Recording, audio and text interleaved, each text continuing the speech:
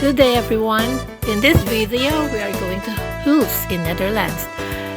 Hulst is located in a nice quiet corner of the Netherlands between the western Scheldt and Flanders. Scheldt is the river that runs along Antwerpen to the south of it. But at the same time, Hulst is the very central with major cities such as Antwerp, my city, Ghent, Brussels, and Breda that can be reached within an hour from Hulst. From Antwerp to Hulst, it only takes around 25 to 30 minutes, as long as there is no traffic. Our destination this time is to the radar tower of Ossenisse. This radar tower at Ossenisse is near the hamlet of Kreverhille, offers a panoramic view of the western Scheldt River from a height of 30 meters. We will be talking more about it on the part 2. Watch out for it because I will be climbing the tower. That is a matter of life and death for me. I fought off my fear. At this point, I am at the Waters Node Monument. In Netherlands, it's the Uitkijkpunt. Or in English, this is the flood monument, the viewpoint, or which is overlooking the sea. It is a nice and quiet viewpoint over the western Scheldt. You can take a walk along the water here and have a picnic or look for shells at low tide. It is quiet here, away from the crowds. The parking lot is on top of the dike. We are on top of the dike. Our car is on top of the dike. This is a flood monument. In Dutch, as they call it, watersnood for flood. This place has a monument and it is at the bottom of this dike in Zouterzande. That's the name of the place, Zouterzande. There you will find the monument, much monuments, which symbolizes the flood disaster in there's a history. It is in the 1953. There were much people who died in the area, and if you drive past, you can park right next to it and view the monument. At this point, we are in Walsoorden, which is a small port town directly on the western Scheldt and located in a polder that was first diked around 1200s, and then in 1622 the polder was diked again, and a small harbor and a current village were created. This port has played an important role in agriculture in the region. It's like for transport of malt and sugar beets. In the course of the 18th century, it became an outer port of Hulst.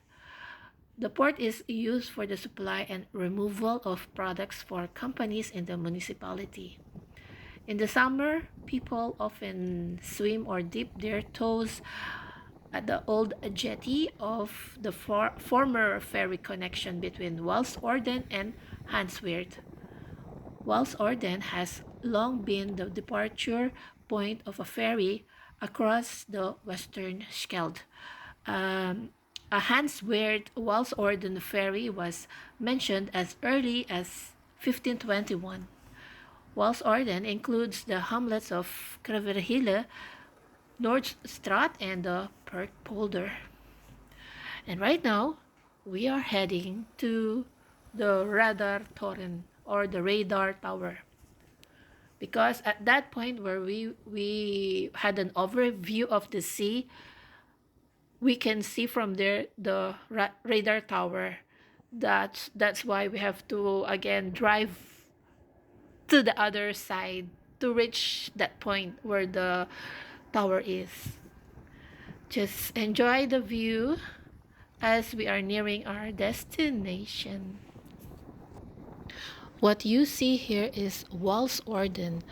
Despite its small size, it is a busy village. The industrial estate on the edge of the village houses, among other things, a large concrete factory.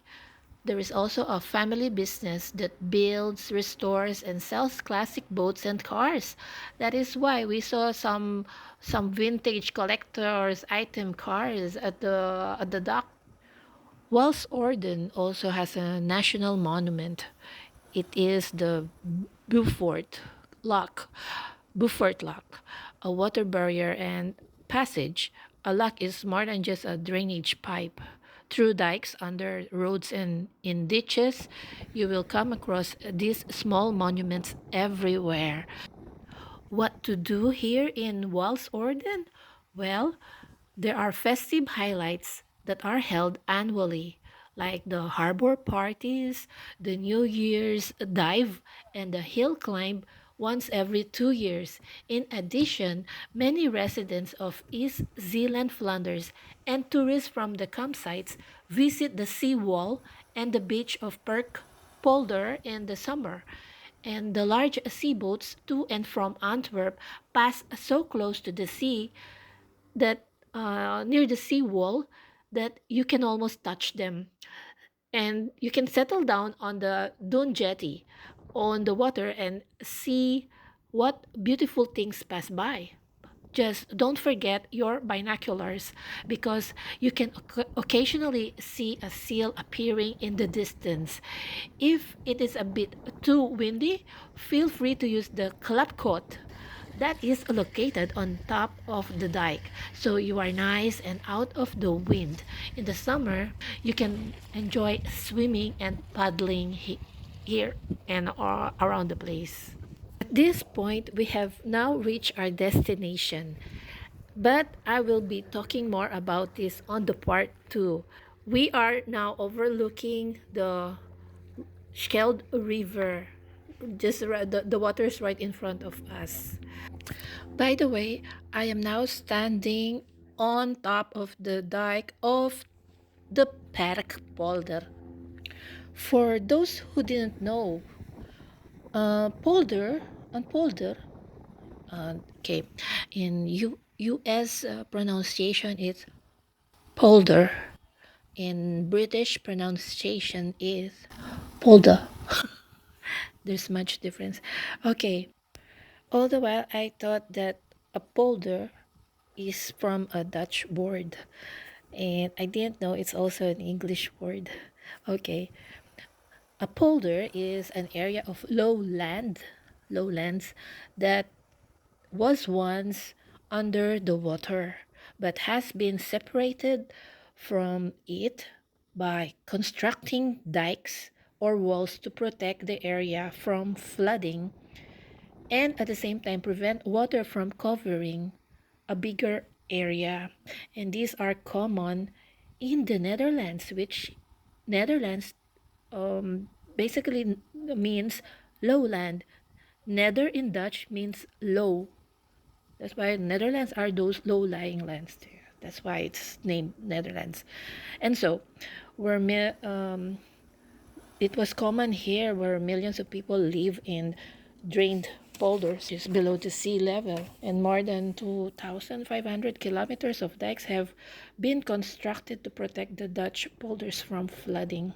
Before I end part 1, I'd like to add that the thermally cleaned soil in the new sea dike at this area, Perkpolder, poses no risk to the health of local residents. But just remember to be precautious always about swimming locations, especially around large-scale land developments. So that's it for part 1. See you next on part 2. And watch me climb the radar tower. See ya. Thank you as always. With love, PAISY.